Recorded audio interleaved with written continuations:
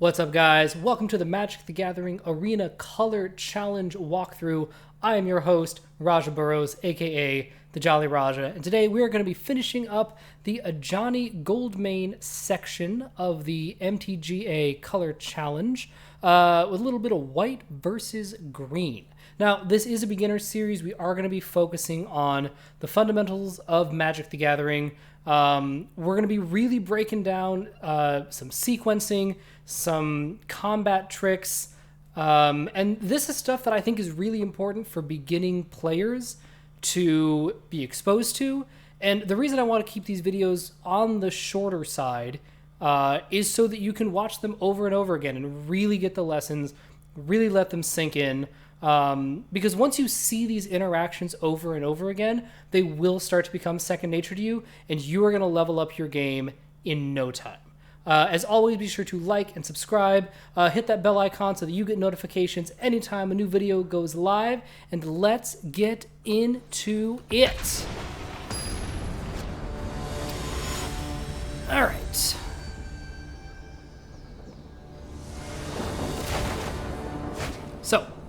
All right. So we got our Fencing Ace right here. So Fencing Ace has double strike, deals first strike damage and regular damage. So it basically deals 2 damage spread out a little bit. But, you know, if I have something that can pump it, like a tactical advantage, then it can do a lot more damage. So I have 2 mana on the second turn. I'm going to play out my Fencing Ace and keep this party going. All right, so let's talk about this. Seems like I can't attack because he's got a 1/6 and I only have a 1/1.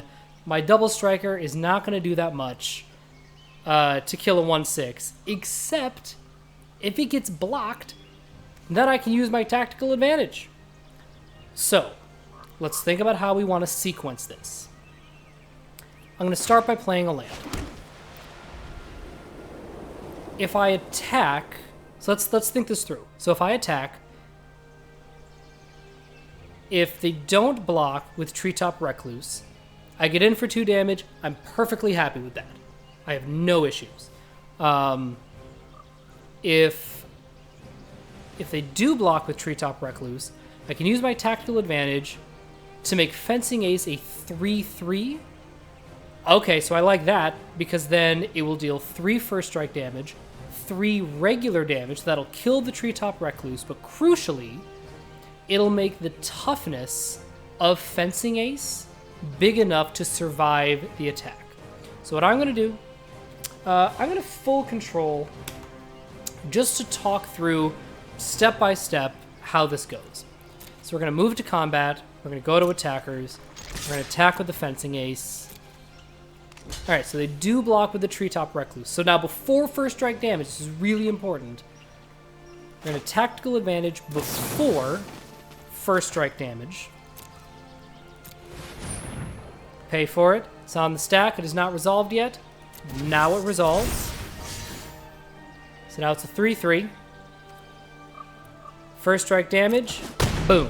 So if you notice, I dealt 3 damage to Treetop Recluse. Did not deal any damage back to Fencing Ace. Next to regular damage. Boom. So, this is a really common question. Fencing Ace has 1 damage on it, right? Well, Fencing Ace is actually only a 1/1. So, why doesn't Fencing Ace die at the end of the turn, right? Well, all of the effects wear off at the same time. So, yes, the tactical advantage, like he'll lose the +2/+2 that I gave him, but he's also going to heal back from the 1 damage that Treetop Recluse dealt. So even though he's only a 1/1 still, that damage goes away. So now we're at the end of combat. We're going to go to our main phase, and I have 2 mana open. I'm going to replay a Fencing Ace. All right. And then, you know what? I'm not even worried, because I now have 2 tactical advantages. I don't even need that many, but we got it. So I'm going to play my planes. I can comfortably attack, because I have the tactical advantage. All right. So here again, I'm going to do the hold full control just to go step by step. Before first strike damage, I'm going to tactical advantage on the blocked fencing ace. Right? Pay 1 mana. We're playing a single color deck, so the auto pay, it doesn't matter. If you're playing a deck with multiple colors, you may want to be more precise about how you tap your lands. But for this one, you're good with just using the auto pay. Okay. So again, we paid for it. It is not resolved yet. Now it resolves. Okay. First strike damage. Right? And the unblocked fencing ace gets in for 1. Now regular damage. We kill the recluse. The unblocked fencing ace gets in for another 1. We're going to go to end of combat. Next turn. Alright, well that's a problem. Just kidding. Okay, so if you watch my deck tech, which if you have not watched it, highly recommend that you watch the deck tech. We talked about the importance of a card like Pacifism in, you know, an aggressive white weenie style deck. Because here's the thing. Gigantosaurus is large. Gigantosaurus is large. And I can't really attack into Gigantosaurus with my piddly little 1/1 fencing ace. Even with tactical advantage, it doesn't do anything. But Pacifism says, for 2 mana, enchanted creature can't attack or block. So that's really nice. Because I can Pacifism the Gigantosaurus. I can play my land for the turn. And now, right, so when you mouse over Gigantosaurus, it says, can't attack or block. Amazing! So now I get in. First strike, regular. Alright, I'm feeling pretty good. Okay. So, check this out. So Ward Scale Crocodile has hexproof, meaning that I can't pacifism it, right? And it doesn't make sense to put another pacifism on Gigantosaurus, but that's okay. So Ward Scale Crocodile has 3 toughness, right? Tactical advantage, as we remember, makes our fencing ace a 3/3, and you know it already has first strike and regular strike. So if they decide to block my fencing ace with the Ward Scale Crocodile, I can use my tactical advantage, again, literally and figuratively, to get rid of the Ward Scale Crocodile and keep both of my fencing aces. So let's see how that plays out. I'm going to hold full control. Attack. Move to blockers. Alright, so again, tactical advantage goes on to the blocked fencing ace. Pay the 1 mana. Gonna let it resolve. Move to first strike damage. Move, right? So that dies. So, as you notice in that, it doesn't deal the second damage through. The 3/3 fencing ace doesn't deal 3 more damage through. But we got rid of the crocodile. I still have both of my fencing aces. I have a pacifism in case they play something else bigger next turn. I'll play a land just because, and move to the next turn. All right, see? Boy, am I glad that I have a pacifism.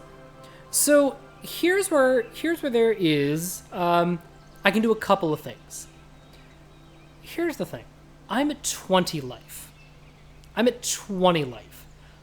I can afford to take 1 hit from Gigantosaurus.